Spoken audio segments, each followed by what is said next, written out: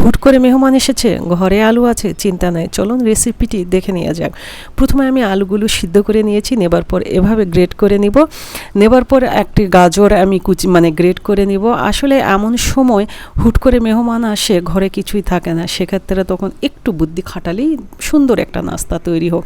যাই হোক, এখানে আমি তারপর ধনেপাতা কুচি দিলাম, ময়দা দিয়েছি 2 টেবিল চামচ, চিলি ফ্লেক্স দিয়েছি এবং জিরার গুঁড়া দিয়েছি, চাট মশলা দিয়েছি, লবণ দিয়েছি স্বাদ মতো। তা দেবার পর এটা ভালো করে মথে নিলাম। মথে নেবার পর যার যেমন ইচ্ছা ডিজাইন করে নেবেন। আসলে এমন সময় মেহমান আসে, অনেক সময় দেখা যায় ঘরে ছেলে মানুষও থাকে না, সেক্ষেত্রে আমাদেরকে তো একটু বুদ্ধি খাটাতেই হয়, তাই না? তারপর এখানে আমি ব্রেড ক্রামে গড়িয়ে নিব। নেবার পর এটা 5 মিনিটের জন্য ফ্রিজে রাখবো। তারপর ছেঁকা তেলে এটা ভেজে নিব। ভেজে নেবার পর যখন এইরকম কালার হয়ে যাবে, ঠিক সে পর্যায়ে উঠিয়ে নেবেন। বাস, তৈরি হয়ে গেল মেহমানের সামনে দেওয়ার মতো মজাদার নাস্তা।